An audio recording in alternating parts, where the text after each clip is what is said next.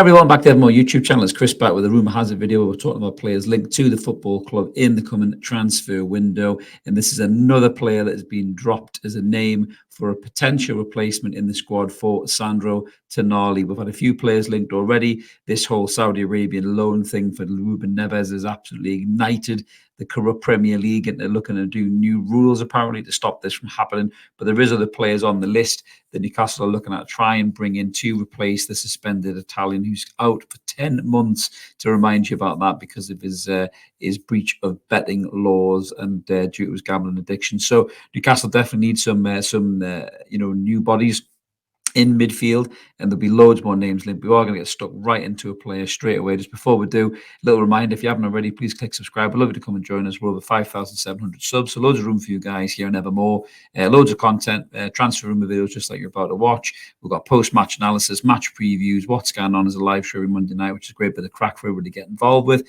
and the odd rant here and there as well. So why not click that subscribe button and come and join us. We're a growing channel, still a baby really in the world of football YouTube podcasters, but loads of room for you guys to get on board early doors. Like the video too if you can, help the channel grow. And there is a membership option if you want to give back to the channel, less than £2 a month. Well worth it. You get exclusive viewing of all the videos as well. So let's get stuck in. Who am I rambling about this time? Well, I'm talking about this player here that is a quality midfielder, currently doing his bits for Xavi Alonso, who still looks like he could play, by the way, the manager of Bayer Leverkusen, I think atop of the Bundesliga. And he is Exequiel Palacios is what he's called. He's an Argentinian midfielder. He won the World Cup in 2022 with Lionel Messi over in Qatar. What kind of player is he? He's a touch-tight defensive midfielder. He's tenacious. He flies into challenges, but very well-timed challenges. He doesn't give a player an inch. He's got a bit of pace about him, a good bit of vision in terms of his use of the ball. He's very technical on the ball as well. Got good touch, can use it well. Can shoot from range as well when he gets the opportunity. Doesn't score a great deal of goals. You can see there he's got 2 this season already, but he can play. I think he's got from defensive midfield. He's played about 5 or 6 times, I think, for Leverkusen. Central midfield, he's played the majority of his games. He's got a few goals in that position as well. But he has got some great defensive attributes and gets around the pitch a lot. And he looks like a bit of a feisty little bastard as well, which is brilliant, because he could almost be where Bruno is now. And then Bruno could move 15 yards further up the park and start getting more involved in the attacking play, which is, I think, where Bruno wants to be, and where we probably see him doing a little bit more damage. But we have compared Ezekiel to Bruno Guimaraes, so we're going to have a look through that, and then just talk a little about these other teams that are linked to him as well, because it won't be an easy signing, and it won't be a cheap one either, if this is the route we have to go down. But they're both 25 years old, as you can see there. So 12 games for Ezekiel this season versus 14 of Bruno's. 2 goals for Palacios and only 1 for Bruno, and both got 2 assists.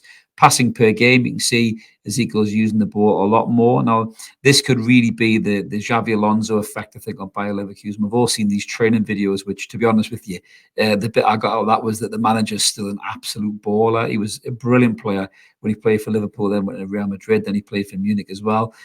Such an unbelievable midfielder Xavi Alonso was. His use of the ball was incredible. That's the kind of player we could do with signing, to be honest with you. If there was a Xavi Alonso around, my God, go get them right now. Maybe Mikel Moreno from Real Sociedad, anybody. But yeah, Palacios is learning from the master, the pass master, literally there. So he will definitely improve his game. So there's no surprise that his passing's right up there. You know, they're both in the 80 percentile. You know, Palacios is a little bit ahead of Bruno in terms of 88%. Progressive passing, they're kind of around about the same area there. Key passing, around about the same area. Passes into the final third. Again, Palacios is passing a lot more into the final third than Bruno's. Shot creation chances, not too dissimilar. Same with assists, same with the goals. Tackles, there's more tackles coming through from Ezekiel than there is from Bruno. Interceptions, again, more from Ezekiel than Bruno, and more recoveries as well. Now, Mark's gone down about £30 million in terms of a transfer fee. I think the Leverkusen in January, if they're going to sell him, will probably be looking at least 35 to 40 million pounds, I think, for that January transfer deal, because he is a really good player. I don't know whether they will sell him in January, and obviously there's loads of talk about his manager potentially being the heir to Ancelotti's throne at Real Madrid in terms of the replacement there. So maybe Palacios might say, I'm going to wait for Xabi Alonso to get the Real Madrid job, and then I'll go to Real Madrid. Who knows? But he is a crack player, and if Newcastle have got a chance to get him, they should bloody well go and get him. So looking at the red, amber, and greens, as you can see there ain't a lot of reds in this chart whatsoever. This guy is a very, very good footballer, as you can see. Pass completion's right up there. Long passes are slightly short. He likes to pass it short. Likes to pass it medium. You can see how good it is. He's right in the 98th percentile. His through balls are up in the 80th. Passing into the final third from a defensive midfielder or a deeper line midfielder position is 85 percentile. Progressive passing, he's right up there as well. Doesn't carry the ball a great deal, so he's not a Joe Willock type player. He wins the ball and generally picks his pass and then kind of stays at the base of that midfield or just slightly into the opposition half, which is exactly the kind of player we need, really. Which let Bruno go 15, 20 yards further the park and let someone like Palacios just sit back and be that number 6, which is the kind of player that we want. Assists are strong, so are expected assists. Goals are decent for a lad in his position. Tackles in the midfield third and defensive third are high. Tackles in general, he's right up there, 96th percentile. Interceptions 98 and recoveries 99. So in terms of defensive midfielder, you couldn't really look for a better blueprint than this lad, in all fairness. But as I say, there will be competition for him. Apparently, Manchester City are interested in him. And normally when Manchester City are interested in players like that, the Pep Guardiola factor comes in, the style of Guardiola comes in. He is looking to get rid of Calvin Phillips, who's also target for Newcastle. So if it was a case of Calvin Phillips was to be moved to Newcastle, maybe Manchester City would sign Palacios maybe as that, number 6 in their squad. It'd be nice if we could get him, but this could be one of those merry-go-round kind of transfer deals. Aston Villa are also interested in signing him. Obviously, he has that tie-in with Moussa Diaby. I think they both played together last season for Leverkusen, so there's a tie-in there as well in terms of those two knowing each other and playing together as well. I think Manchester United apparently maybe sniffing around him as well, but that place is a basket case at the moment. You don't even know if the same manager will be there come the January transfer window. Who knows what Jim Ratcliffe's going to do there. So there will be competition to sign this player, but we've had this before. Newcastle had this with Bruno Guimaraes. We had this with Sven Botman, where everybody was saying Milan wants him and Arsenal wants him, but we still signed him. So if we've done the right kind of contacts that we've done previously with the likes of Palacios, maybe he can come and sign for Newcastle, and what a player he would be there. And we definitely need that number 6 filled.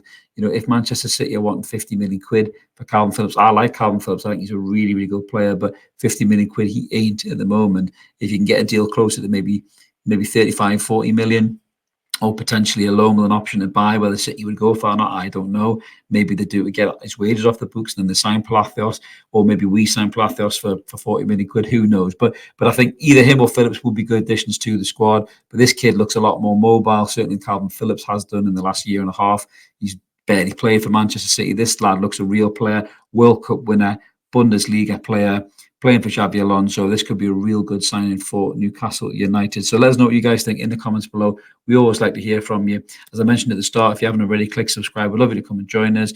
If you fancy liking the video, helps the channel grow. That is awesome. Smash that thumbs up. And if you want to be a member, it's only $1.99 a month. Give back to the channel. Help us grow, guys. And we'll be back with some more Rumour Has It soon. We'll catch you later. Cheers.